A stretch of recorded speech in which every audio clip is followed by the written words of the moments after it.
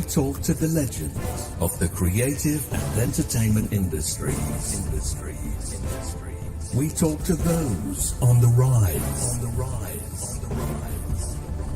Lance Dean Anthony Nielsen asks about the highs, the lows, and everything in between. This is Outcast Creative, and this is Industry Interviews.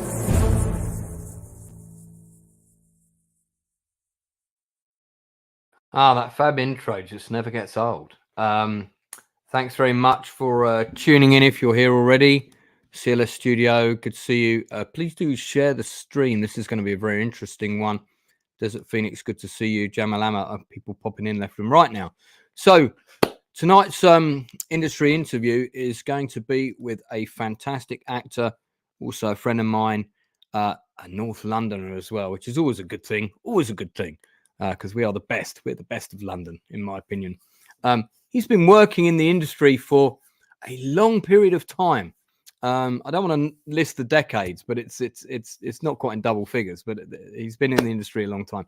He's done a wide breadth and depth of work across film, radio, and television, playing a large variety of roles. He's also has a lovely role in one of my favourite non-Bond Roger Moore films, North Sea Hijack, which anybody who knows me will know I'm a massive fan of that movie. Tim Bentinck was going to originally come on in 2023, but like the rest of us, we all went down with that horrible lurgy and we decided to postpone it until today. If you have any questions for Tim as we're doing the interview, do please pop them in the chat. Don't forget to like and subscribe down below. It's been a very busy day for us at the Outcast Creative. We launched our GoFundMe to do the post office play again. And as you know, the post office scandal has ripped through society. We did the play 2 years ago, 2 years before the television drama, just saying. So we were there first and we plan on doing it again as soon as we can. Anyway, that's enough about that. So without any further ado, here is the man himself. Mr. Bentinck. Oh, just as you're coughing, don't worry. I'm going to be doing that myself all the way through. So, listen, thanks, Tim, so much for coming in. Oh, my great pleasure. Great pleasure. Appreciate it. And a couple of years ago, you gave me a copy of your autobiography, which we're going to give a plug to as well. It's very entertaining. I wish I had it here because you signed it for me. But since my missus moved out, my ex, it's gone missing. So I'm wondering of its current location. Well, be in a suitcase somewhere on its way to Uganda.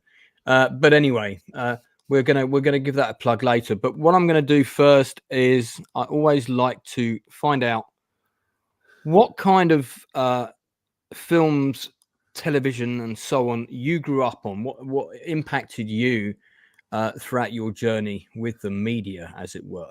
So these are quick questions, no right or wrong answer. What was the first film the young Timothy Bentinck saw at the cinema? Can you remember? It was How the West Was Won in CinemaScope. What was it? That was kind of like 70 mil sort of. Yeah, it was filmed with three cameras, and they had to sync with each other. That's right. And it was at the Odeon Leicester Square in it's not called CinemaScope, it was like Panavision or something. Yeah, massively wide, and they never synced together. But the end result was that How the West Was Won, for a probably 10-year-old, something like that, and coming to London to see it was about the most exciting thing that ever happened to me. And I still remember it. I still remember sitting in that cinema. Was that your dad that took you to see that? Was he a Western fan? I don't know, really. It was just like the most exciting thing that anybody could possibly see at the time. Apart from anything else, it was in colour, and so so that's the answer to that question. So all right. Fab. Okay. What was the last film that you saw at the cinema? Blimey. It was actually, in fact, Oppenheimer. That's the most common answer that we've had in the last 3 months. Because I haven't been to the cinema because of COVID. I hadn't been to the cinema for something like 3 years. Right. And I was up in Birmingham doing the Archers episodes. I had some time off, and that was on. And yeah, it's in one of those kind of really luxury cinemas where they bring food to your seat, and there's only about 2 other people in the room. Oh, yeah, like an Odeon Lux or one of those. Absolutely brilliant. But I have to say, I thought the sound, the music was so loud, I couldn't understand what was going on. And what's his name, the director? He was guilty of that in Dunkirk as well. You couldn't understand a bloody word. Listen, I have to agree with you. What's on with that guy? He just has got a problem about sound. And I think I've heard him saying that he doesn't want to hear what the actors say. Well, it's tough, mate. We do. Yeah, I listen, I can't disagree with you on that. I know everybody sings Christopher Nolan's praises. Christopher Nolan, yeah. But and when I ask people what their favorite film was of recent times, so many people say Oppenheimer. And I actually listen. The film was technically amazing, apart from the issue you just described. Yeah. I have to say that emotionally, I found it very unengaging. Yeah, it didn't do it for me. And I haven't seen Barbie yet. I might find that. I was actually more entertained by Barbie. And that's probably sacrilege to say that. Do you have an actor or actress, possibly? I mean, it might be someone of the same generation of you, because I'm talking about someone who's still alive, really, that you would still like to work with that you haven't worked with yet. Anthony Hopkins. Oh, wouldn't that be good? Yeah. I'm sure there must have been a part you could have done on the One Life, was it, or the new film he's just done? Anything. I mean, I just think that he's the best. Did you not get a chance to audition for Attenborough's Army for Bridge Too Far? That must have been in your era. It was, but a friend of mine, Richard Omany, who he wrote the sitcom that I was in the 90s, and he was a soldier in Bridge Too Far, and it was one of the, he still dines out on it. It was one of the most exciting things that's ever happened to him. It's still one of the best movies of that great type film. And you're looking to redo it, aren't you? Essentially, not redo it. No, I'm trying to do the movie about Pegasus Bridge, which is the glider scene that you see in D-Day. Yeah, and then I've got a TV series, which Tim, by the way, is attached to play a father in one of the episodes, which is more of a European band of brothers, kind of thing. But let's not talk about me. Let's focus on you today. This is your interview. I've got a couple more of these quick questions. Okay. You have a favorite film that you watch at least once a year? Galaxy Quest. Oh my! What a good choice. I mean, Alan Rickman. I'm going to see if there's a pub. Yeah, that's the best line in the film. Have you seen the deleted scenes where he goes, "Where's the toilet?" No. And there's a whole extra scene with him being shown his quarters. Oh, and no, I haven't seen that. And his toilet, which is, they say they had to design from their imagination of his culture, because there were no drawings, had octopus tentacles coming out the side of a pod. That's on the deleted scenes on the DVD. I'm sure you can look them up on YouTube. Brilliant. Oh, I've got to see that. No, do you have a film that you would, I mean, not Galaxy Quest, but do you have a film that you would consider a guilty pleasure that maybe some people, maybe it's not widely admired, but you like watching anyway? Ooh, I'm not a great one for going back to films. Galaxy Quest is one of the few things that I can watch over and over. I tend not to. I kind of quite like going now back to the 40s and 50s of black and white, British black and white movies, and kind of revisiting those ones again. Ealing comedies. And all of that. Yeah, because they're just absolutely classic. Also, apart from anything else, as we were talking about, you can hear what the people are saying, and you think with all this sound. And I mean, I do the dubbing and the backroom boy. And translation and adaptation for film dubs, and so the guy I work with is a film editor, a film sound editor, sorry, and that's what he does, and he mixes it into 5.1, and he just painstaking amount of work that he does on making it work. And I bought my son for his birthday last year a whole 5.1 surround sound setup, and we set it all up downstairs. So now we've got a big screen and 5.1 surround sound, and you can hear what people say. And what's so ridiculous is that all that effort that goes into 5.1 surround sound, when it comes out the back of an LCD telly, they can't mix it for mono. It just seems to be, appalling.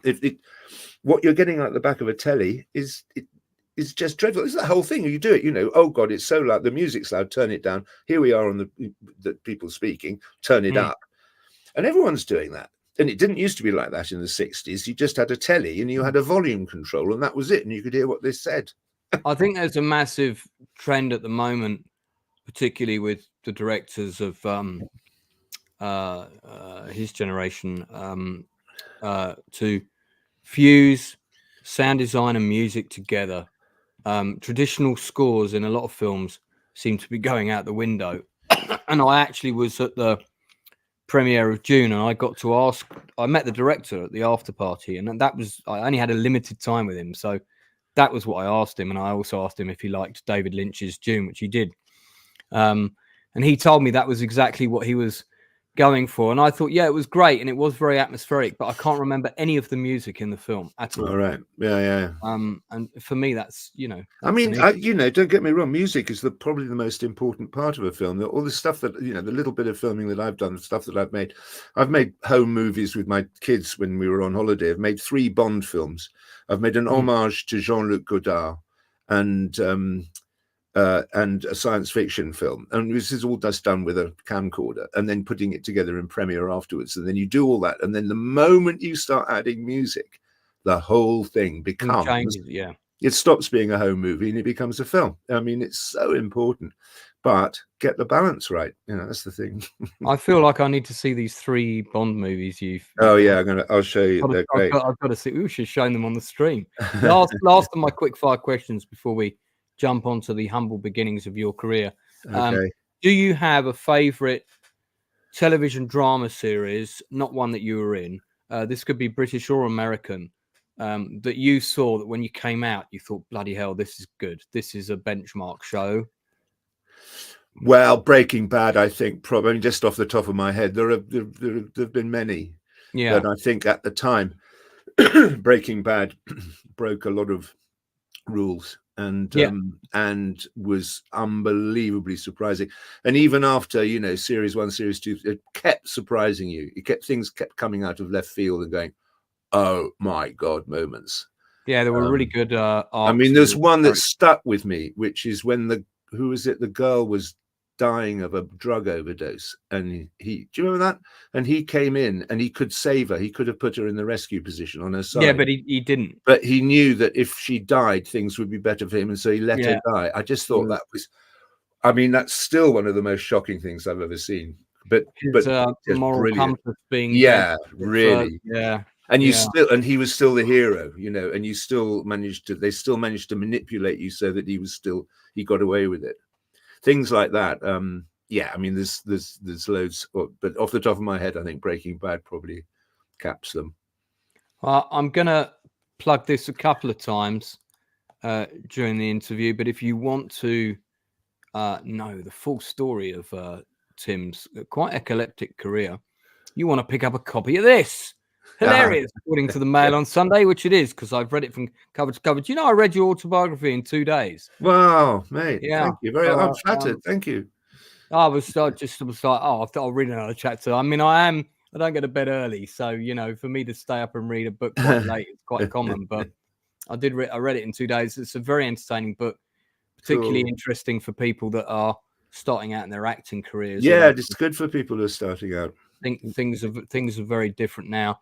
And we're going to go on to your IMDb page. I mean, few people can say that they're in 1,132 episodes of anything, but you have been, and it's called podcast series, but it's the radio show, or it would be, as my nan used to call it, let's listen to the Archers on the wireless. Yeah, that's what she used to say to me.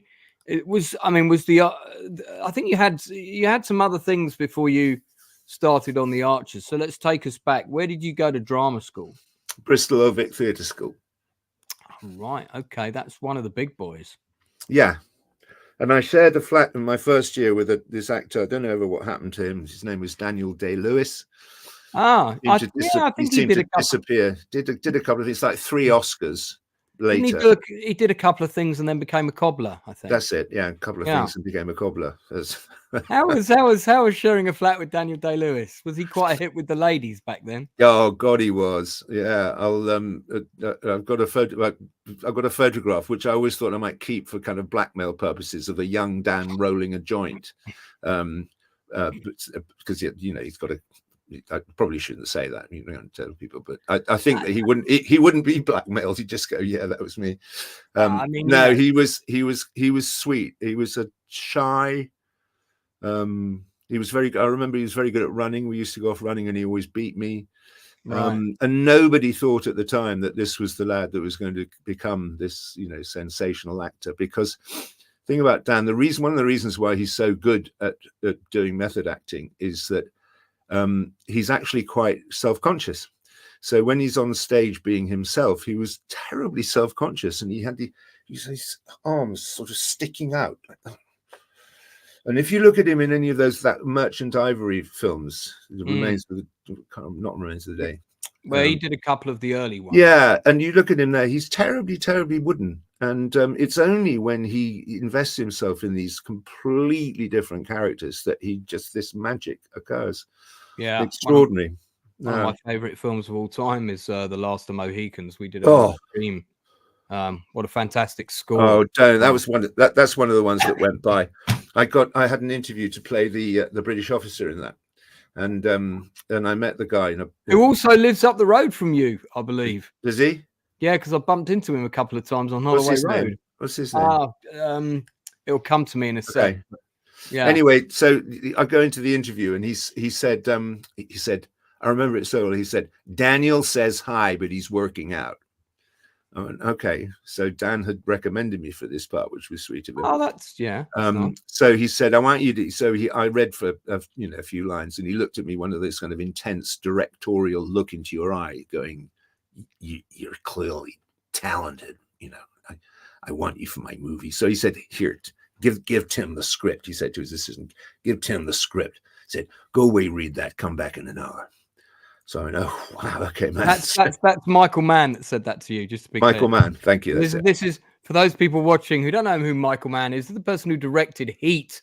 Last Mohicans, to name but a few films. The Insider with Al Pacino and Russell Crowe, and one of my favorite directors. But yeah, so I did. So I went off to a pub and I sat. I can remember this very well. I sat with a pint of Guinness and I read this whole script of Last of the Mohicans, and there was my character, and I was turning the pages, going, "Oh my God, look at this! I get crucified. I get things put through my tits and then hung up above. And oh my God, I'm going to shoot the rapids." And as I was reading this, all these adventures that I was going to go and do with Daniel, it was unbelievably exciting. So I came back, and gave it to him and everything, and read a few more. And he did that whole thing and said, "I'll see you soon, Tim. Thank you for coming in." And I thought, that's it, mate. Here we go. Movie star, Hollywood, here I come, everything. Never heard another thing. Well, at least he didn't tread on your shoes, which we'll come to in a sec. Oh, yeah. Stephen Waddington was the actor who... Stephen Waddington. And whatever happened to Stephen Waddington, we have to say? Well, where is he now? He's still working? Yeah, he is a jobbing actor. He's a jobbing actor. He's still doing stuff. When I bumped into him on the street and I said, "My God, Stephen Waddington, Last of the Mohicans," and he was with his partner, I assume, and he was kind enough to stop and chat to me for a few minutes once I explained I was in the industry and not desperate for an autograph. Right. But I think, the last thing he did was the ITV drama, The Long Shadow, the sort of the hunt for the Yorkshire Ripper. Oh, okay. Which is worth checking out. I've reviewed it on the channel. I reviewed it side by side with the Alan Armstrong two-parter that they did back in the early 2000s. So I know my TV dramas. You do. So you went to Bristol Old Vic. When you came out of there back then, I think the thing that was expected of actors, and in a shame, it's a shame it doesn't really exist now. You would go and do repertory theatre, is that right? Yeah. Is that what you did? Yeah, but it wasn't so much rep. It was more fringe. I did a lot of fringe theatre in Bristol and in Bath, and then in London. But what happened? The thing was that it was sort of cemented. There was a thing called the Carlton Hobbs Award, which happens every year, which is for radio, and all the drama schools enter it. And every year, one boy and one girl win it. And the winner of it gets 6 months on the radio repertory company and an equity card, which at the time you couldn't work without one. I mean, you didn't need it anymore. But at the time you had to have an equity card. So you got the equity card, and you got a job, 6 months on the radio rep. And it was at £30 a week, I remember. And even then, that wasn't very much. And then it went up to £50 a week, amazingly, quite soon. But that meant that I got not only an agent, but a voice agent. And that's where the whole voice side of things happened, because I won that competition. Because then I was doing radio commercials, TV commercials, and all my life, I've been earning well using my voice. And then at the end of 6 months of the radio rep, and at the time I was in theatre doing Pirates of Penzance at the Theatre Royal Drury Lane. And I auditioned for this thing called The Archers, which I'd never heard of. Well, I'd heard of it, but I'd never listened to it. And I've always joked that my mum was a dum-de click person. It was in our house. You had that's it. Turn that off. Oh, right. So I'd never. It was always on in my grandparents' house. So that was when I kind of left the room. But I'd never heard it, so I knew nothing about it. But anyway, I mean, so that was 42 years ago, and that's been very useful and very nice to be. It changed my life essentially, being in the program. It really has. So got an autobiography and an MBE out of it, and life would be very, very different if I hadn't won that competition. And actually, I owed it down to an actor called Anthony Hyde, because he won it, and I came second, and he turned it down, and so they offered it to me. So I have Anthony Hyde to thank. I worked with him on Sharp. I think he was in Jim Cameron's Titanic movie. I was believe. he? I think he was one of the higher ups. One of the posh passengers. Okay. I think so. But I know exactly the actor you mean, because I've got the entire Sharp collection on DVD. Right. So you've done the Archers at different points in your career. It's kind of something you've come back to from time to time. Is that? It's carried on ever since 1982. Right. So which is why you've done, several thousand episodes. Now.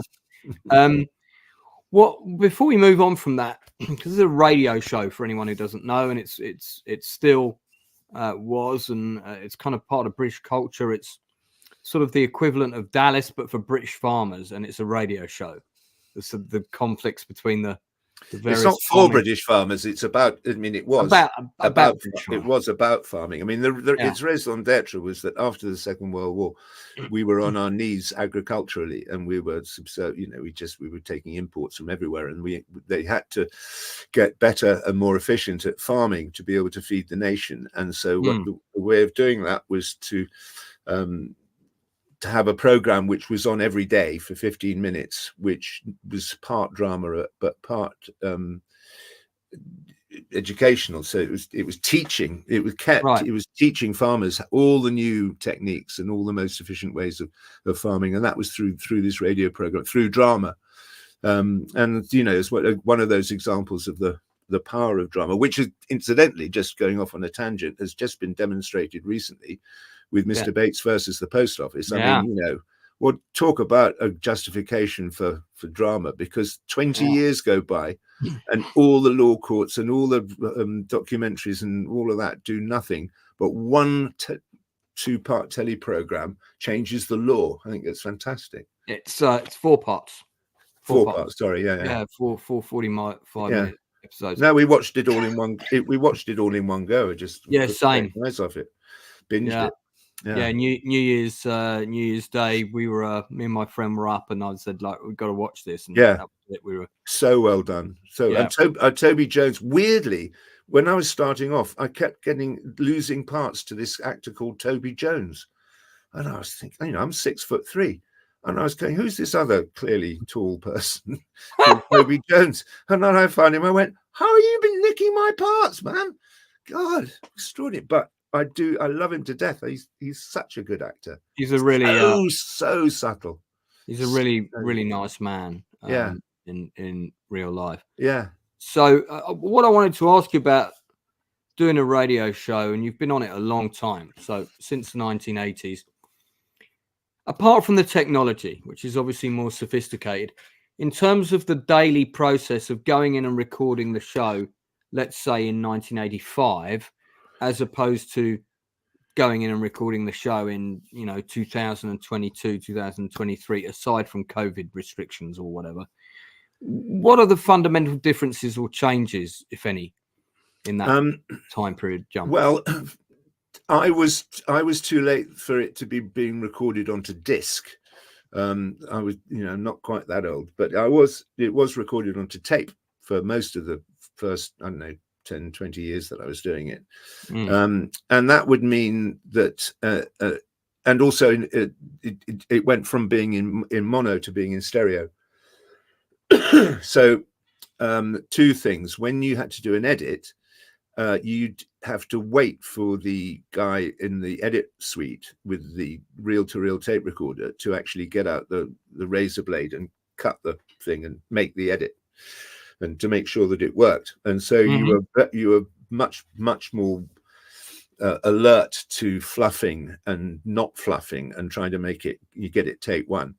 And so now, because it's all digital, it's so, it's not like that at all, because digitally you can edit with the mouse, on the computer instantly, and you can do it on the fly.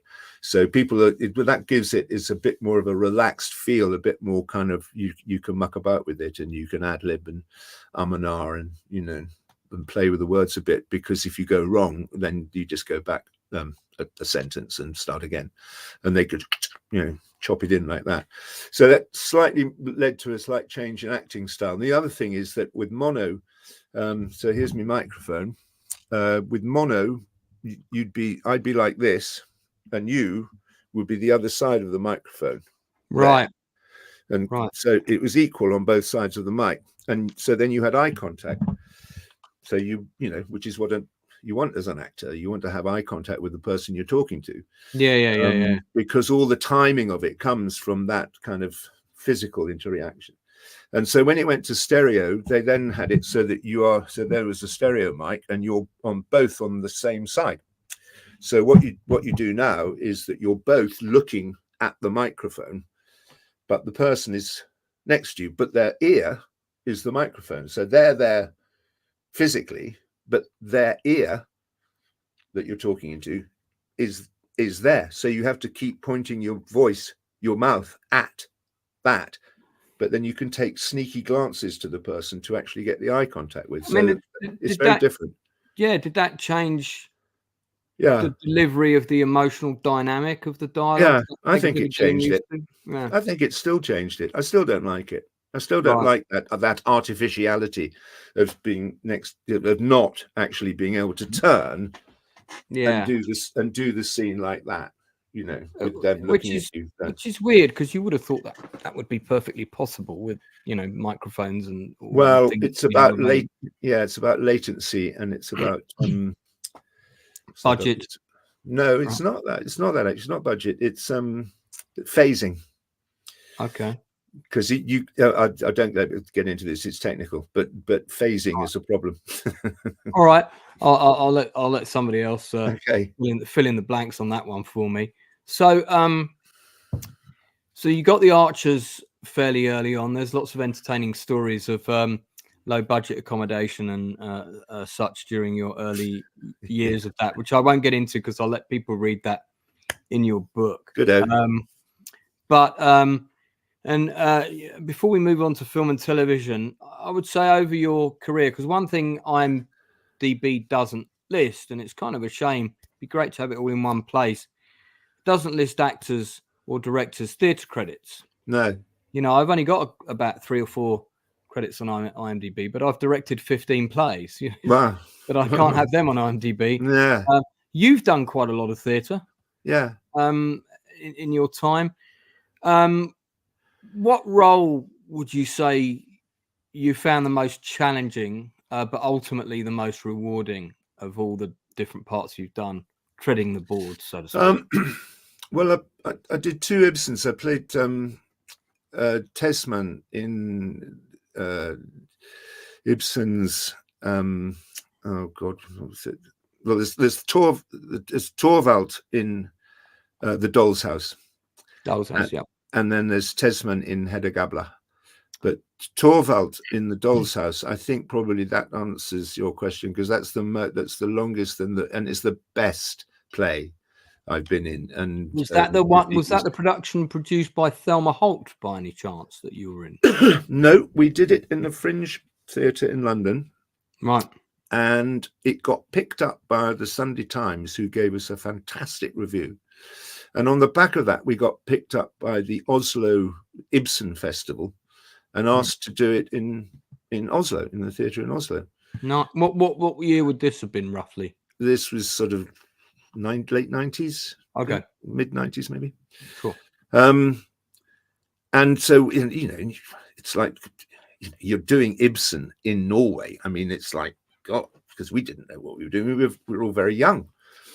And Tesman, I mean, the whole thing about The Doll's House is that she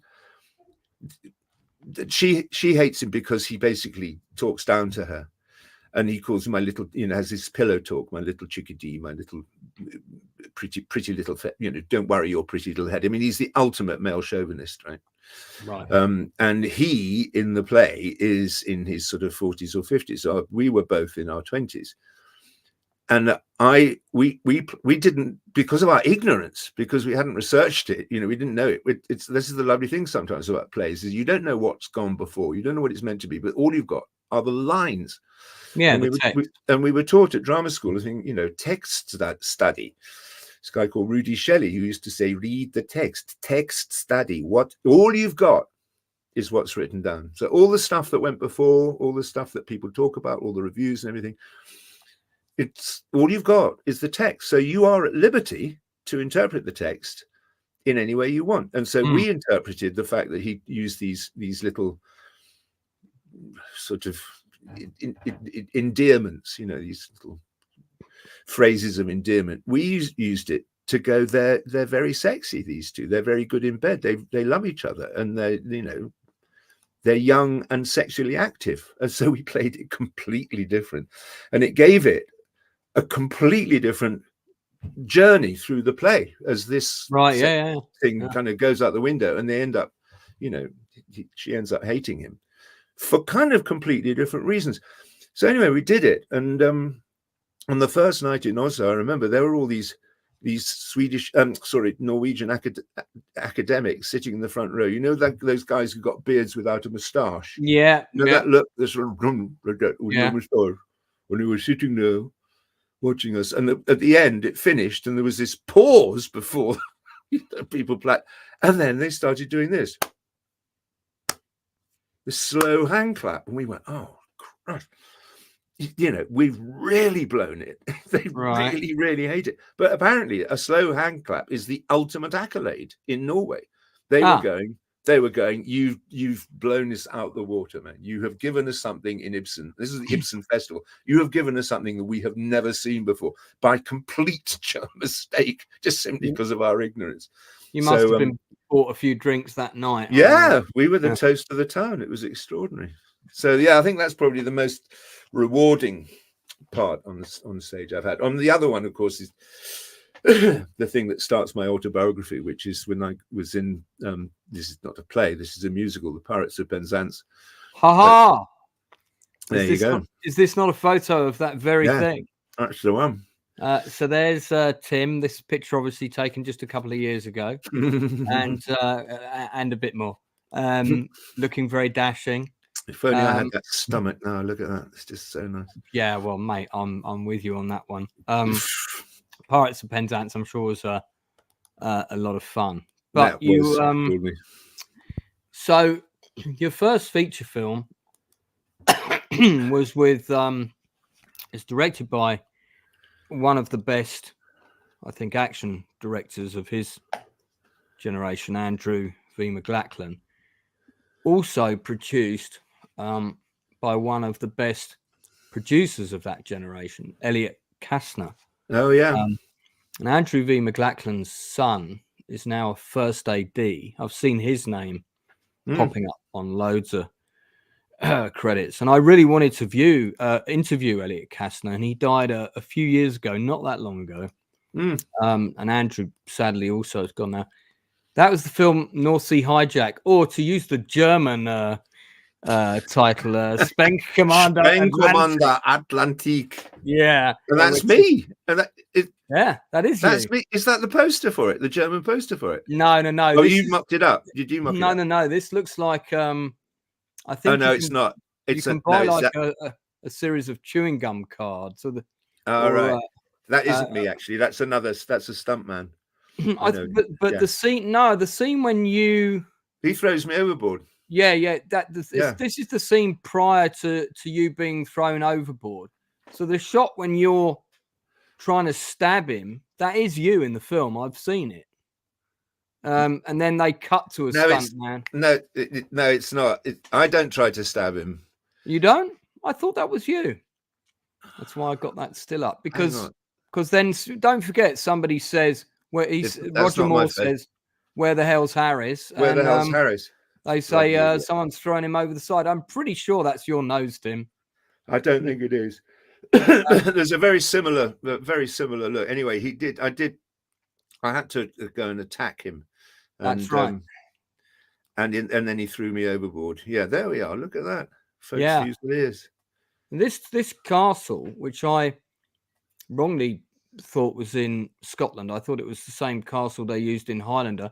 I was completely wrong. It's in Ireland. It's in Ireland, yeah. Yeah, your biography cleared that up for me. So for anyone who hasn't seen it, Roger Moore is not playing James Bond. In fact, he's playing a very entertaining character. It's a very different performance from him. One of his best, I personally think. Yeah. Michael Parks on the left there plays one of the bad guys who basically hijack a supply ship in order to extort money from the oil companies or Lloyd's of London. They threaten to blow up loads of oil rigs. The late Anthony Hopkins there. Michael Parks would go on to become a massive Hollywood producer. Anthony Perkins, not Hopkins. Anthony Perkins, thank you. Sorry, that's just because you were talking about him earlier. I know, exactly. And that's the castle in question that's on the west coast of Ireland. There's me.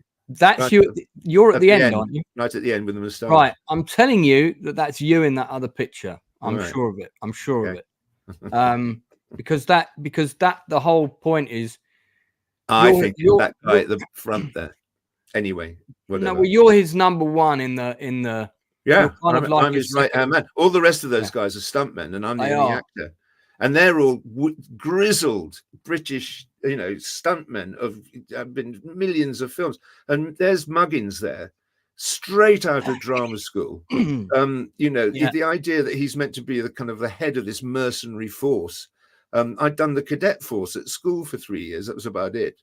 So I was just having the time of my life. I mean, it was just, I thought, this is it. Here I am. I'm out of drama school. I'm in a Hollywood movie. I'm in Ireland, and we got all the girls going, are you in the film? And, flirting with us like mad. I mean, it was, and being paid an enormous amount of money. Even just the expenses were more money than I'd ever seen in my life.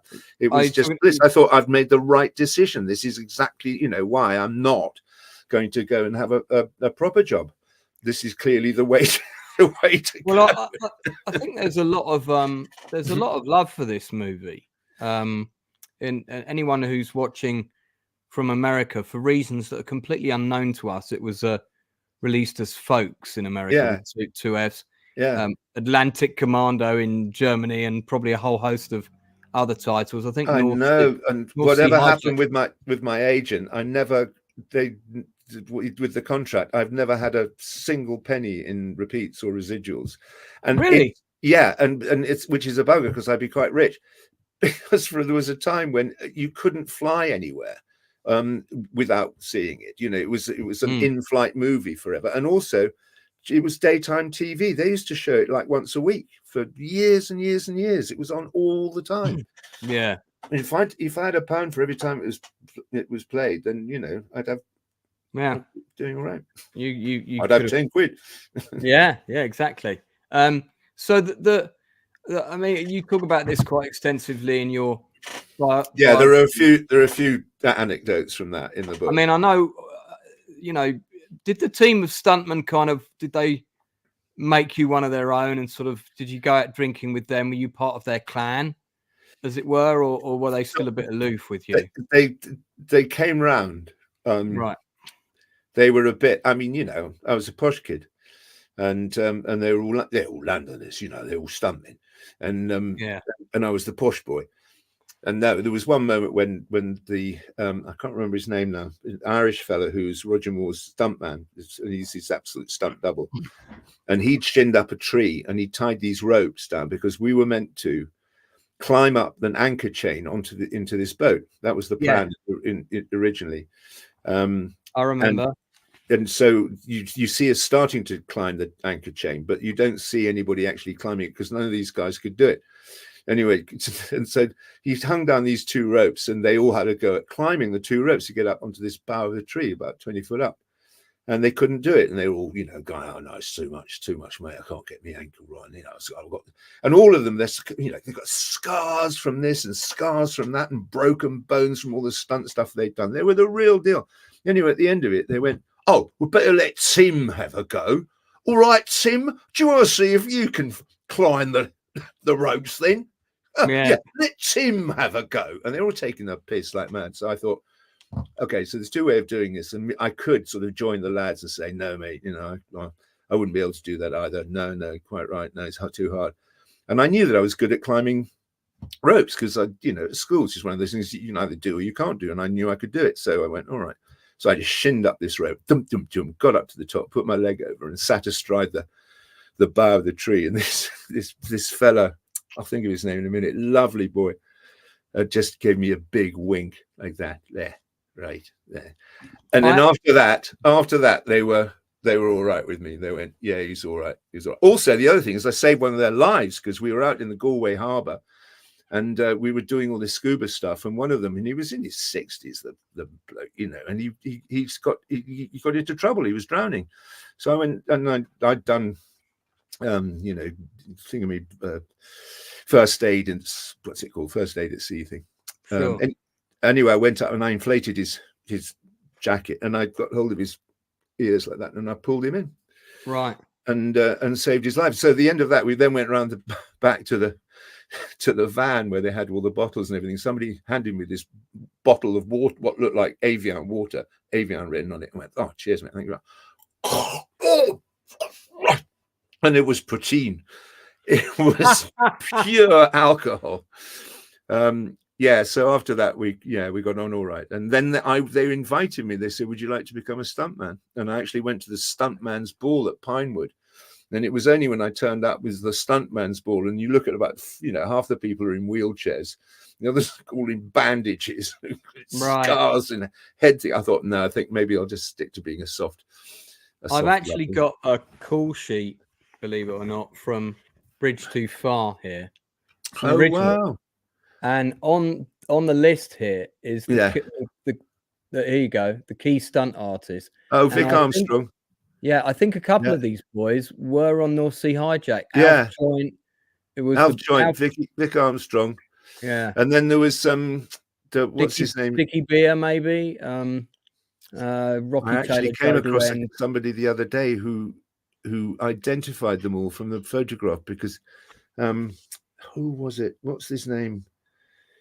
Who's the horse master, redhead? Oh, and he was the stunt coordinator on Sharp as well, right? And his dad and him and his son, they're all, oh God, my memory for names is just going up. I'll think of it. Well, if anybody wants to watch North Sea Hijack, which is, by the way, is a fabulous film, there is actually an upscaled version of it. And I've only just discovered this right now in 4K. Wow. Yeah, on YouTube. Whoa. Someone's upscaled it to 4K. Wow. I reckon if we have a look at that scene of yours, we might be able to tell if it's you. But yeah, and I've just checked the quality of it, and it's absolutely fantastic. Now, I've read. I met Roger Moore right before he passed away. He was doing a book signing in King's Cross. I saw it advertised in the Evening Standard, and I thought, right, I'm going for that. And and I took down my DVDs of North Sea Hijack, Wild Geese, and The Spy Who Loved Me, but he wasn't signing anything. But I just held the 3 films up, and I said, it's because of these 3 films that I became a filmmaker. Oh, and he looked up at me, and his wife, just big smile. She's Danish. yeah. And I said, I'm Lance Nielsen, and she heard the Danish name. And he passed away, I think, about 6 months later. I was so shocked because he looked in such good health at the event. But yeah, it was nice to meet him. Your experience of working with him was pretty positive, I think. Oh God, yeah. I mean, you're working with James Bond. I was just in awe, and he was charming and helpful. And I mean, one of the things that big actors, big stars do is once they've given their side of the scene, and you've got to do your side of the scene, and that what you're meant to do is to stand next to the camera to give them the eye line and to give them the off lines. And a lot of stars don't do that, and they leave it to somebody else. And he doesn't. And I've read it subsequently that he never would. He would always be there for the other actor and give them the eye line and give them the lines off. Right. He was absolutely charming. And also the other thing about him was one of the funniest men I've ever met in my life. Had me in stitches. Very funny. I mean, I have this memory of being on a night shoot on a boat in Galway Harbour with Roger Moore, James Mason, and Anthony Perkins, and me telling gags, and I was one of the guys, all just telling, and they were laughing at my jokes, It's like, yeah, that's a tick box die happy moment. How was James Mason and Anthony Hopkins, because they're legends. Perkins, you done it again. Perkins, I did it again. Do keep correcting me, please. They were fine. I mean, Perkins is clearly a nutcase, and it's one of the things about actors is that the madder you are, the greater an actor you are, because people can't. They look at you on screen and they go, "That guy's mad," and it's very difficult to pretend that. And if you are actually mad, then it really helps. And clearly, Perkins was a bit strange, but great. Right. Again, diffident and quiet and friendly. And James Mason. This is James. I don't want to play too much of this, otherwise I might get ratioed on YouTube. But James Mason is on the right there. The wonderful David Hedison on the left. Did you get to meet him as well? No, I didn't know. He was in different scenes to me. Yeah, he played Felix Leiter in the early. Oh, that's right. Yeah. You must have probably met the wonderful Jack Watson on the left here. I did meet Jack Watson. The other guy who I kind of teamed up with was a guy called the Japanese guy. He was called Eiji. Yeah, Eiji. And I remember the line we were talking with the director McLachlan and Eiji, and he said, sorry to do the accent, but I know it's not politically correct. But no, go for it. I said, I am very shy. Very, very shy person. And McLachlan said, "No, come on, Eiji, don't be ridiculous. You're not shy." And he said, "Oh no, I am painfully shy." And I just always remember this lovely thing. It's such an English phrase to say, "Oh, I'm painfully shy," coming out of this Japanese guy. So I'm painfully shy. Oh, we had such a great time. Yeah. No one got accidentally shot with a spear gun, which is he didn't. No, it's not many. No. So after you'd done North Sea Hijack, you went on to do some of your, I guess you'd call them the standard TV things of the time. You were in an episode of Tales of the Unexpected. Yeah, Denham Elliott. Which was that with Denham Elliott? Denham Elliott and Joss Ackland. Oh my God, two more powerhouse actors. It was on. Funnily enough, it was on telly just recently, repeated. Yeah. And I feel like I've seen that episode, could you give us a very short, brief outline? Stinker Tinker. It was all about how at school Joss Ackland had bullied Denham Elliott and called him Stinker Tinker. And they meet up again as adults, and Joss continues to basically take the piss out of him. And it ends up with, well, I shouldn't want to be a spoiler because it's still on. No, I remember it, and there's like a revenge storyline. Yeah. It was a good tale, and I mean, God, I didn't, when you're young and you work with big stars, you don't realize how big they are. And there was this lovely guy called Denham, and I think I'd seen him in Cruel Sea, but apart from that, and I knew he was a bit of a star, but I didn't realize, who I was working with really.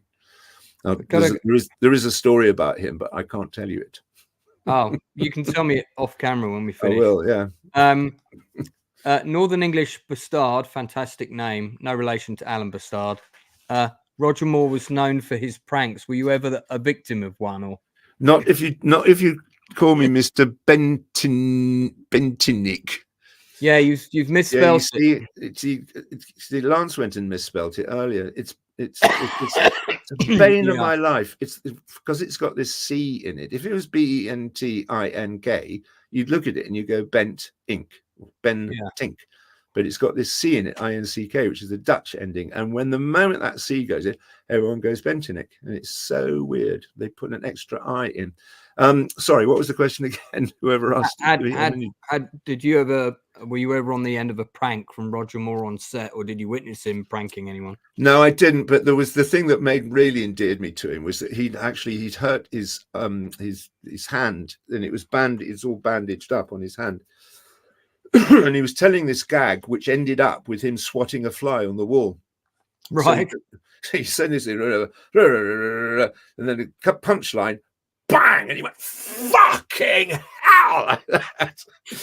And I just went, I have heard James Bond say "fuck," again, tick the box, die happy. That made me laugh. Yeah, because you didn't expect it, in those days. He was great. But no, in answer to your question, in all seriousness, no, I wasn't a victim of a Roger Moore prank.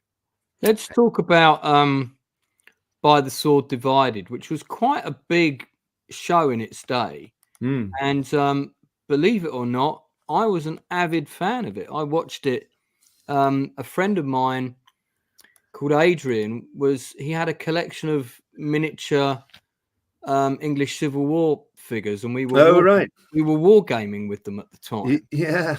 And he used to have certain figures painted as certain characters from By the Sword Divided. And I remember that's Jeremy Clyde there.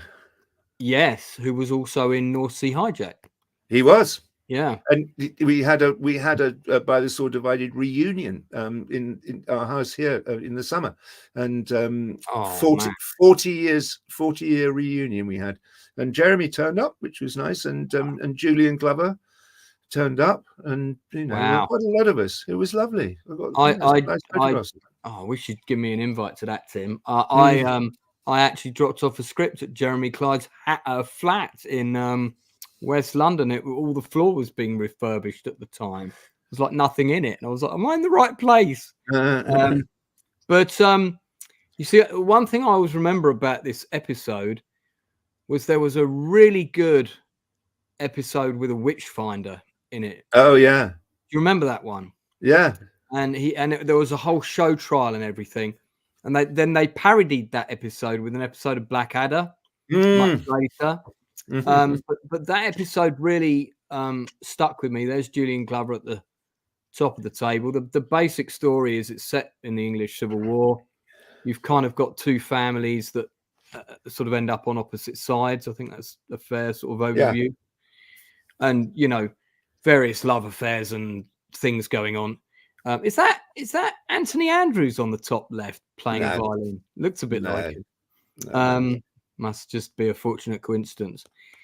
In your autobiography, I think you describe yourself as perhaps maybe going a bit too big on the acting and lots of calls of "my liege," and this sort of thing.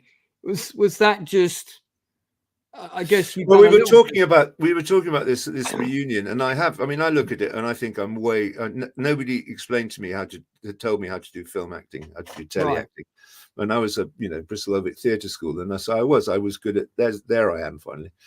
Oh yeah, I was good at on the stage and being big, and I'm 6'3" and kind of a strong guy. And nobody told me that the camera doesn't lie, and that you don't act in front of a screen, in front of a camera. You don't. You just have to be, because the camera sees if you're pretending, and it's unforgiving. And I was just acting my socks off, and I look at it now and go, "Oh, Tim, say, stop it!" And it took me 20 episodes of Grange Hill, playing a dad whose wife had died of AIDS, and thinking that she'd had an affair, and being bitter about it, and basically doing that sort of acting. That I learned how to do tele-acting about doing nothing. But we are for sore divided. I mean, we were talking about this, and all of them said, "Tim, don't beat yourself up about it. That was the style of the 1980s. We were all doing that. We were all kind of acting. Yeah, I mean, and it was a different. He's chewing the scenery a little bit. He is. Yeah, we all were. I mean, I do beat myself. I mean, one of those regrets that I have of thinking that if I'd actually been a bit more cool. Like modern young men, who appear on screen and are just deeply cool and don't do anything. Just don't do anything, and then you become a star. And I think everyone looked at me and went, "Yeah, he's doing too much." But there's a random question for you from CLS Studio, and I really enjoyed the series, by the way, and I do want to go back and rewatch it. Tim, I asked this question because everyone else doesn't. Do you have a favorite video game or board game? Good that he's put both, because game. You strike me as more of a board game player. Sorry. I'm sorry to be picking you up on your spelling there. Yeah, I don't want to have a board game, but a board game. My sons, who are 39 and 35, are massive board game, physical board game. Yeah, look, these are all board games here. Oh, you're on all that. Yeah. And we get them. You have new ones every Christmas, and you have to learn the rules for it and everything. But to answer your question, I was a massive video gamer in my kind of 30s, and in the 50s, 70s, 80s, in these sort of 80s and 90s. That would have been kind of the Doom, first Nintendo and first Sega Mega Drive era. That kind of but more. First person shoot 'em ups. So Doom was the thing. I got so into Doom. Castle Wolfenstein. Well, that was Wolfenstein was before Doom, wasn't it? And then after Doom, there were all those other ones. And then there was another one. Do you remember that one called Myst? Yeah. Remember a thing called Myst with the best graphics in the world? And this was really, really interesting because the graphics were fantastic. But then they'd have the cutscenes where they'd do some acting, and it was the programmers, American programmers, joshing about and doing acting, and it was so amateur and so bad. And I remember thinking at the time, well, here's an opportunity for actors to actually to do something. And now, it's part of our brief. It's like you do telly, you do films, you do video games, and and the acting has got to be really good. And I do a lot of them. And if you've ever watched played a game called Vermintide, I am a character called Victor Saltzpyre. And I've got an almost larger following as Victor Saltzpyre in the States than I have as David Archer over here, because Victor Saltzpyre is the witch hunter, and he only has one eye, and he has a voice which is a mixture between Sir Ian McKellen and Kenneth Williams. And what a mix! Oh yeah, so I got this enormous following. If you go to my website and you look at the Victor Saltzpyre page, I will do for you personalized greetings in return for a donation to the brain tumor charity, because my daughter-in-law had a brain tumor, and so we're trying to fundraise for her. Is she all right now? Yeah, absolutely. She's fine. I'm pleased to hear that. Yeah. And it's great because, I mean, I get, 2 or 3 of these a week of people saying, would you do a personalized greeting for my friend whose birthday or this or that? Oh, right. And so I'll just, go downstairs and record these little messages to them, and they make donations to the charity. So that's there you go, guys. So if you want to personalize one of those from Tim, TimBentinck.com. Yeah, and I think I've got the website down there already in the blurb underneath this interview. Okay, cool. If I haven't, I will add it later, and I will also add your good lady wife's website, which we'll talk about in a little bit. Cool. So I mean, Sword Divided, quite a big thing in its day, I remember. Yeah. A lot of people watched it. 17 episodes between 1983 and 85. Did that open any different doors in terms of just kind of the numbers of auditions you were seeing and the type of auditions you were getting? And the roles? Completely. Because I got it because go back a bit, go to Pirates Penzance, where I got the part in the film of Pirates Penzance with Kevin Kline and Linda Ronstadt playing a pirate, and we were down at Shepperton just miming to the. This is it was done by a guy called Joe Papp, and it was in Central Park, and it was a zhuzhed up version of Pirates Penzance. So it wasn't Gilbert and Sullivan-y. It was faster and American and pizzazz and really, really exciting. And yeah, there you go. And so then they made the film of it over here, but we were miming to the American cast. And then after that, they said, if anybody can actually sing, you got a part in the West End show. So I auditioned, and they laughed at me because I'm not a singer.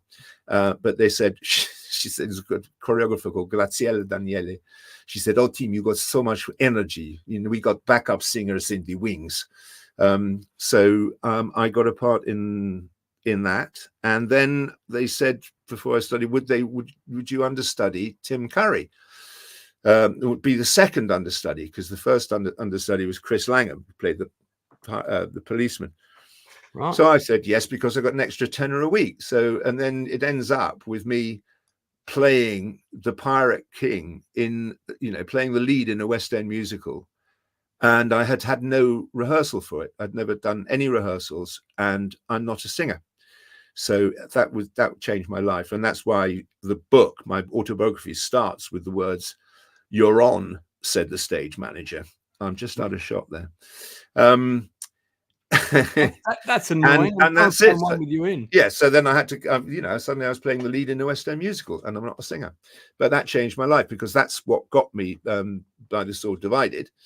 And from By the Sword Divided, then I became a leading actor rather than a hoofer, than a person in the background. So it made all the difference in the world to me. That I've never heard anything but nice things about Kevin Kline. I was also he's a complete gent. Yeah. I got the part, and I called him, and I said, mate, I'm going to be playing the Pirate King. And he said, are you calling? Is this your phone? I said, yeah. He said, give me a number, I'll call you back. So he calls me back from New York, and he tells me chapter and verse how to do it. And and I mean, his line was, he said, the only reason I'm the Pirate King, right, is because it's my boat. He is the sweetest man. And there's a story, a joke that we played on him when we were, because we were all a load of naughty British actors.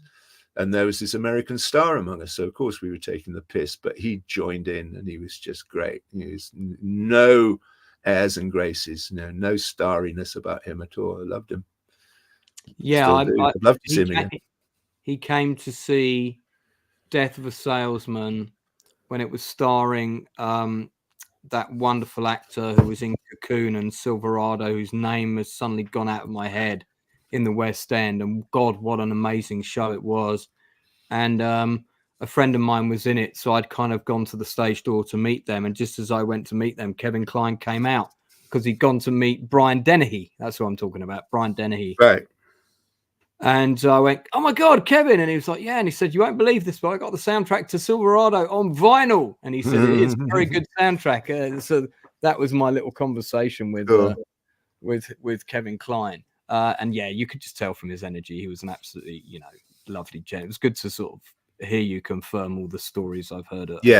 Top man about him are true. So you're getting more auditions. You're now sort of jobbing TV actor, and that I'd say, and bits of stage in between, and that Yeah. takes you sort of sails you through the 90s. You had quite a big job on a TV show called Square Deal, 14 episodes. Yeah, so there were 3 of us in that. There were 3 stars of that. So that was starring in a sitcom. And the thing about those sitcoms is, there were so many sitcoms at the time, and it was just sort of potluck as to which ones made you into a big star, made you into a household name, and some did, and some didn't. And that's you on the left. That's me on the left, with Brett Fancy and Lisanne McLaughlin. Yeah. Boy, that was fun. Yeah, I mean, so was that on ITV? Yeah. Was there a fundamental difference in work practice back then between ITV was always considered like the big boys and they had more money? Was that noticeable between, say, working on that and Sword Divided? Did you have a nicer dressing room, green room, those kinds of things? Not really. I mean, no discernible difference. I don't think. I think the pay was probably better on ITV, but right. Yeah, not. Yeah. I mean, there was still the same people operating the camera and all that kind of thing. So, right. But that one was an enjoyable experience for you. That was great. Yeah, that was 2 years of being a bit of a star. So, sort of going further on, I mean, I'm brushing over here, but you did a fair number of different bits of TV. Yeah. And then a few television movies, the standard things like Casualty, The Bill, 17 episodes of Grange Hill, as you said, back in its kind of golden years, I would argue. Then you've done quite a few German roles, the German commanders. You were U-boat commander in Enigma. Yeah. You've done a voice of a prisoner of war, this kind of thing. And then in the D-Day. D-Day, yeah. Yeah, and I think I have a picture of you. Generalleutnant Speidel. Yeah, because I remember watching that performance, and I thought that you were German. Yeah. So, credit. Well, it was me and my mate Albert Welling, and Albert's. There we are. See, look at that.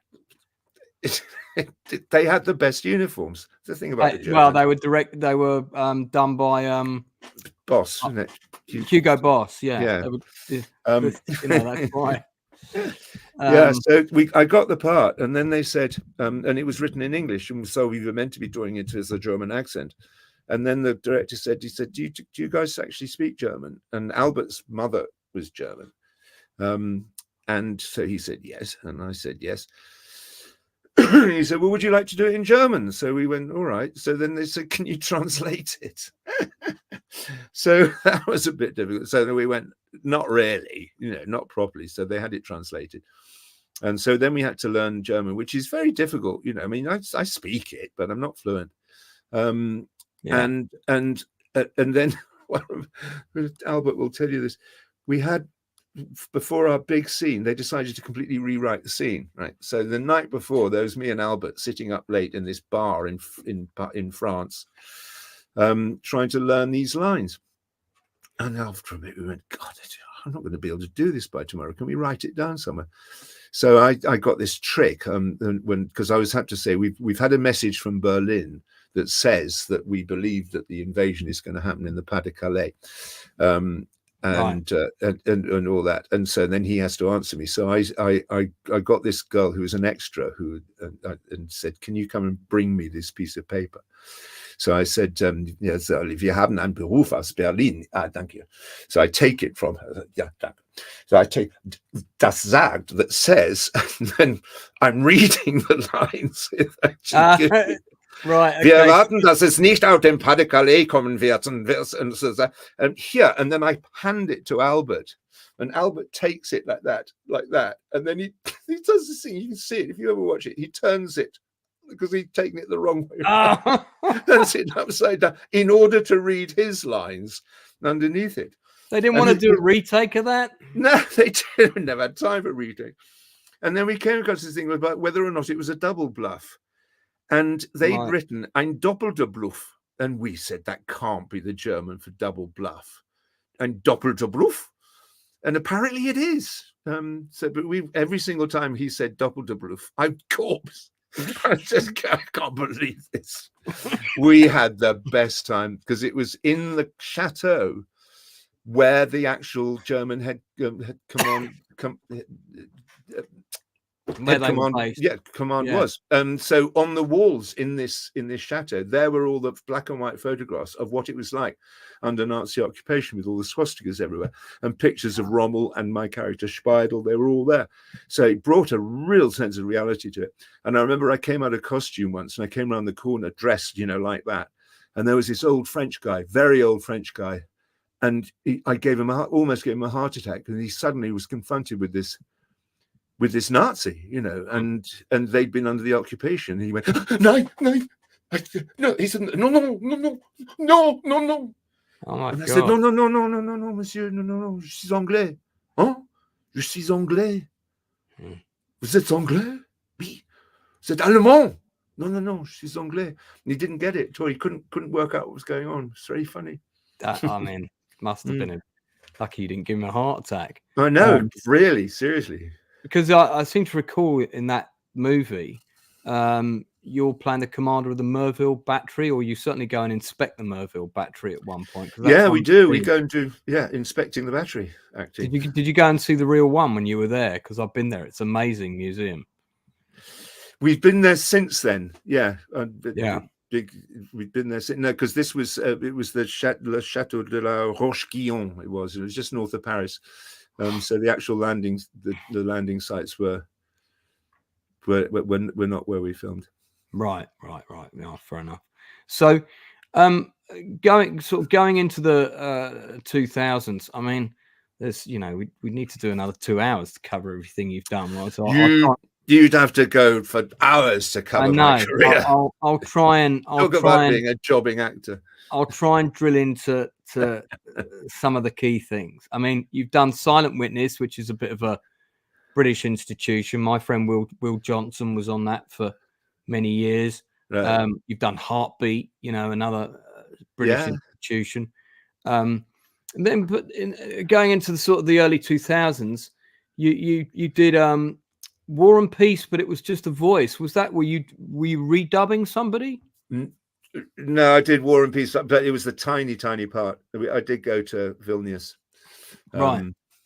I don't know why it says voice, but it probably was a voice. I mean, I do a lot of post-production sound, so you hear me all the time doing particularly the thing that's the thing I get used for a lot is to do 1930s radio, and so when it's Pathé News.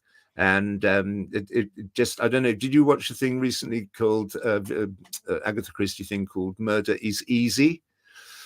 I saw the trailer for it, but I haven't seen it. You come to there's the Derby, and I've actually put it up on my website now because they let me have a copy of it, and I am quite proud of it because that was one take. And it was done with I can't remember what the name of it is, but those microphones the old school the BBC ones and it stops you getting any of the ambient sound from around you, and I use that, and it gives it this wonderful texture, and it's it was a script, but I did it in the studio, and I literally took a breath and I did it in one take, because there's a way of doing it that those racing commentaries. And I've always wanted to say, and he's coming up on the stand side.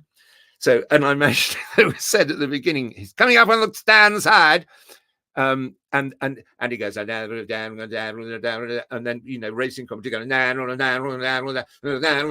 now he's going to, and then neck, and then, and by the time you get to the end, they're screaming at it. And there's this wonderful kind of song that goes with the racing commentary. And I have to say, I was pleased with that. I did nail that one. But you hear me on The Crown, you hear me on television series all the way, all through, particularly if it's 1920s, 30s, 40s, 50s, and it's got a radio in the background. You'd find it's me most of the time. Well, I might get you to do the. This is the voice of the BBC on my movie, because I've got that scene, where. We've received a communique confirming the Allies have landed in northern France. Oh yeah, no, absolutely, I'll do that one for you. We've had a communique. The Allies have landed on the northern coast of France. But yeah, that's not quite that for the Second World War. That's more the First World War. That's that. Yeah, It's he's a little bit, and it's a BBC announcer, but a little bit slower. Yeah. But no, they vary. You know, they vary over the years. Yeah. It's but yeah, there aren't many people who can do those vowel sounds. It's a dying art. No, I mean, you know, just talking to you tonight. I mean, I know we've spoken quite a few times, but just talking to you tonight, your like dynamic range for voices as an actor is quite unparalleled. I mean, and you can switch the gears really quickly. So, I mean, you know, just take note. I know several of my independent film director friends will be watching this. Hopefully this interview will give you a good idea of the kind of stuff that Tim can do. So, well, the thing to do, that's very sweet of you. I'm very flattered, Lance. Thank you very much indeed. But that is why I joined up, was because of a facility for language. You know, I did French and German and Italian at school, and we used to do with my mum.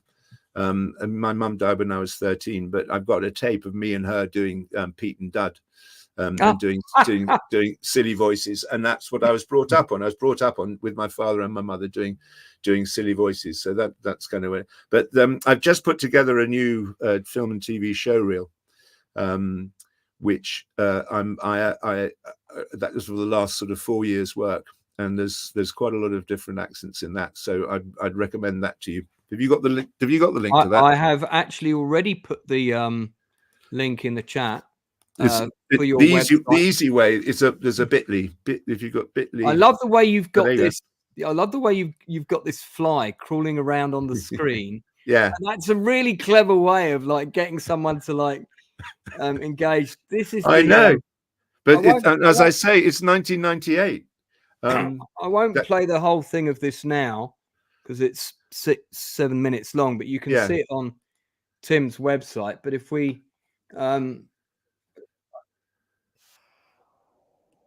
this is a recent scene when the reckoning with, yeah. Now, I mean, that's interesting because I saw the Savile play at the Park Theatre. Did you get along to see that? No. And that was it not Bob Bride and the other guy that does a lot of impressions? Used to do a two-hander with Ronnie O'Connor, and I can't remember his name now, but he played Savile. And I thought he was going to do the movie. I don't know why. I guess Steve Coogan's a bigger name, but well, Coogan was bloody brilliant. I thought he was. I mean, brilliant. Did he? That scene with you and him is generally, you know, genuinely chilling. Yeah. Did he stay in character sort of the whole day, or no. did he drop out between takes? The Brits tend to laugh at people who do. Right. Who do that. It's a very American thing to do method and to stay in character. Yeah. Cumberbatch did it when he was being American recently in that Western movie. Apparently he stayed in character. And I think when when in things like that, it's easier when everybody else. I mean, if you're a Brit and it's an American production and you're playing an American, then I think, it'd be much easier to just kind of follow and maintaining that accent. It'd be a much easier thing to do.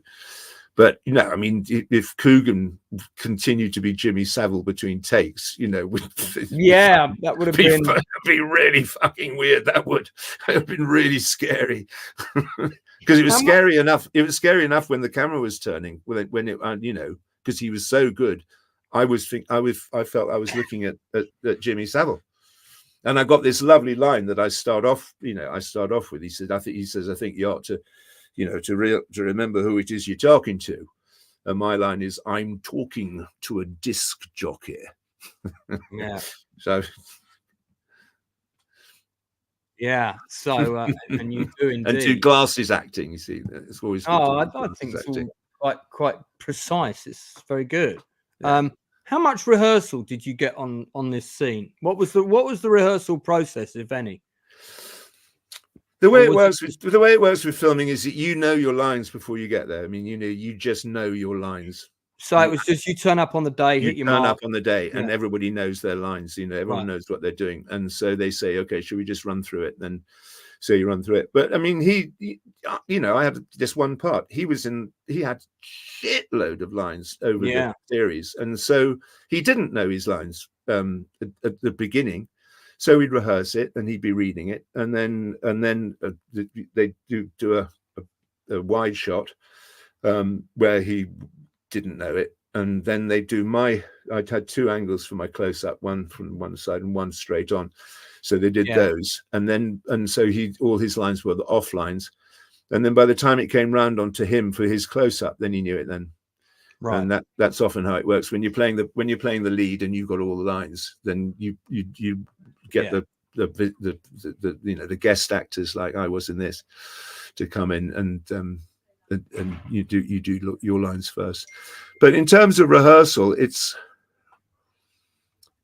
kind of like you do it once, you know, and then the director might come up with, say, give you some notes, and then do it again with some notes, and they say, maybe you're thinking this here, you know, and you go, okay, fine. So you do it a bit different, and then they choose in the edit afterwards.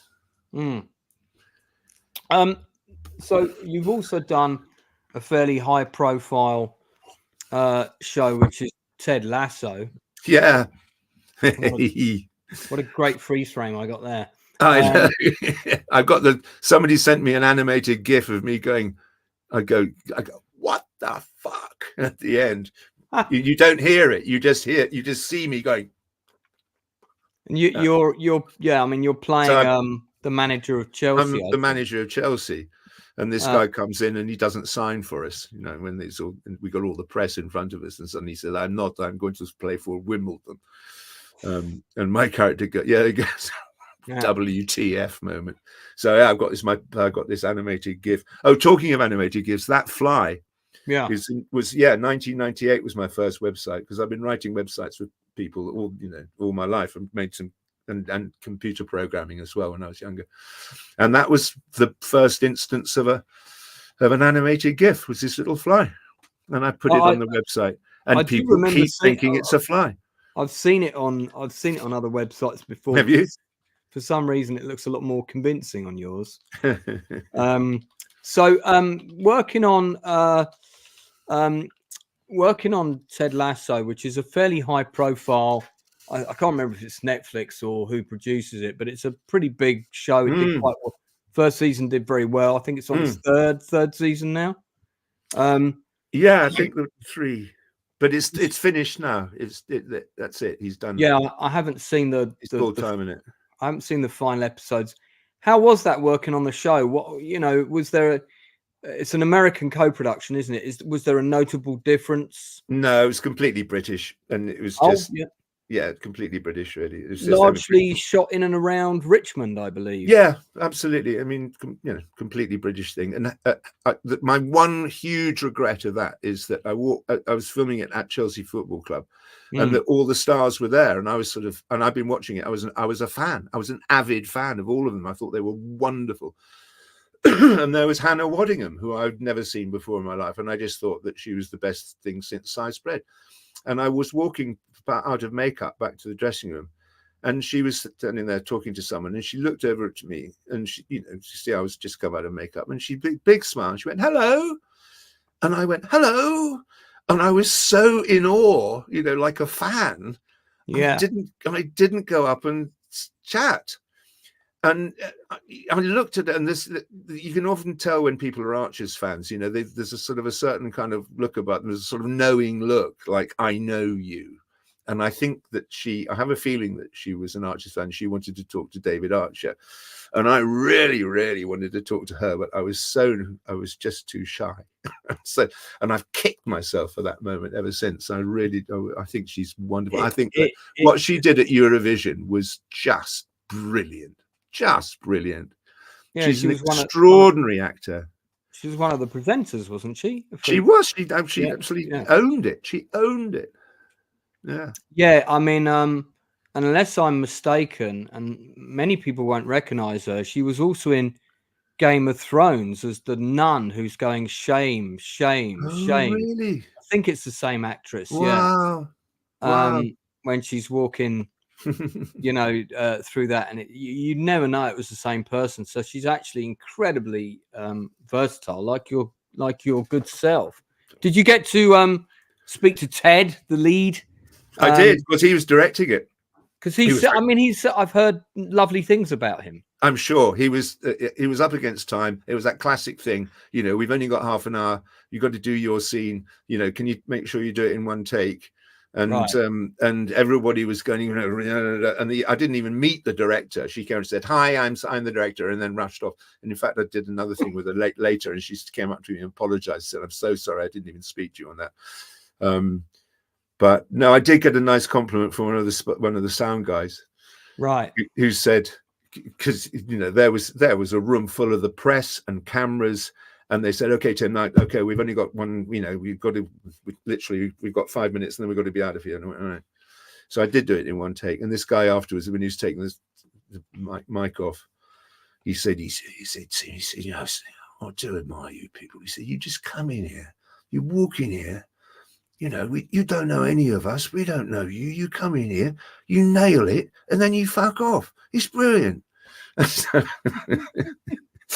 I was it's lines like that. When you get compliments from people like the sound department, you know, then you go, that's a compliment, and I'll take that. Thank you. Well, you've always got to get sound right on a set, because it's the one thing that you can Tell do me about ADR, but you want to get it right if you can. So they didn't even do like a second take for safety. It was just that was it.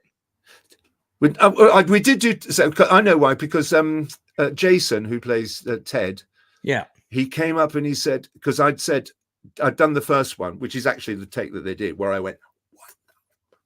like that. He said, "Oh, I'll do it again." He said, just kind of internalize that. Just internalize that a bit more. Just a bit more to yourself. I went, okay. So we did do take two. Right. And then I went, you know, which isn't anything like as funny, right? Yeah. So that is funny. Yeah. So that's the one they kept. That's the one they used. Yeah. So we're nearly out of time, so I don't want to keep you up too late, because I know it's getting past your bedtime. But you played Porchy for 2 episodes on The Crown. No, I played Porchy for 1 episode, and they dropped they dropped the scene. I couldn't believe it. This is a case in point about, you know, it doesn't get any easier. 8 years I've been going up for parts in The Crown, and here's me, you know, one of the poshest people in the business. You'd have thought I'd be in The Crown. There's so many roles you could have played on The Crown. So many, and I was up for 5 of them. 5 of them over 8 years. I'd had 5 auditions. Finally get Porchy, and have a nice scene in the field with Imelda and a horse, and it's just me and the Queen, and it's really nice. And I think, great, that's going to go on the show reel. And then another scene where I'm just stuck between Leslie Manville and Imelda as Princess Margaret and the Queen at the Princess Margaret's 75th birthday party at the Ritz. So there's me, Muggins, just there, you know, chat, and I don't have any lines. There's a bit of ad lib at the top, but in fact they didn't even use the ad lib at the top. And so a number of people have written to me going, "Tim, I saw you in The Crown. Was it a non-speaking part?" Okay. Oh no! You think I'm an extra? A non-speaking part? You know, because everybody watched The Crown. They go, "Oh yeah, I saw you in that. Very good, very good." No, you didn't. They dropped my scene.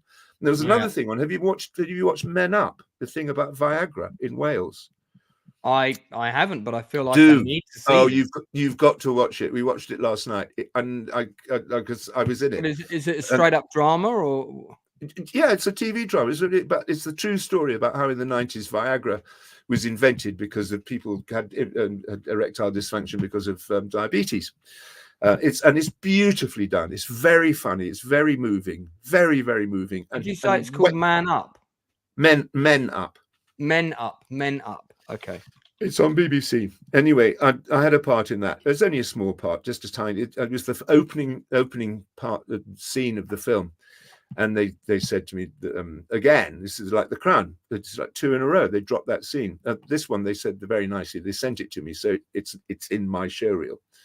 Yeah, when we watched it, I went, yeah, I can see why they dropped that scene. It was unnecessary. So that was fair enough. It's with Ewan Rion and I love you, sweet lad. And I was working with him, and we were in the bus going to to the set, and then he went off to have lunch. And then I thought, I'm sure I've seen this guy before. I didn't know him at all. And I looked him up and went, oh my God, you're that guy in Game of Thrones. Yeah, Ramsay. I had no Ramsay in Game of Thrones. He's lovely lad, and a very, very good actor. Great performance in this. Do watch it. Men Up, really good, very funny. He's another actor that we had on the Pegasus Bridge cast. Oh right, before he was famous, I'd seen him in one thing, right, and I said to Sharon, "Got to have him in there." Yeah, and it was the same with the actor from Saltburn. I saw him in 71. He had no lines, and he stole Barry Keogh, and he stole every scene he was in. And I said, we've got to have him in the film. He's going to be massive. And both of them are big now, and I'm very happy for them because they seem like lovely people. So I want to talk, before we wrap it up, I just want to mention computer games quickly, because you've done voiceovers for quite a few, including I've done so many voices for Warhammer 40,000 is a pretty big thing. Yeah, huge fan base. I used to game it as a kid. Wow. I just do the World War II stuff now, so no spaceships for me.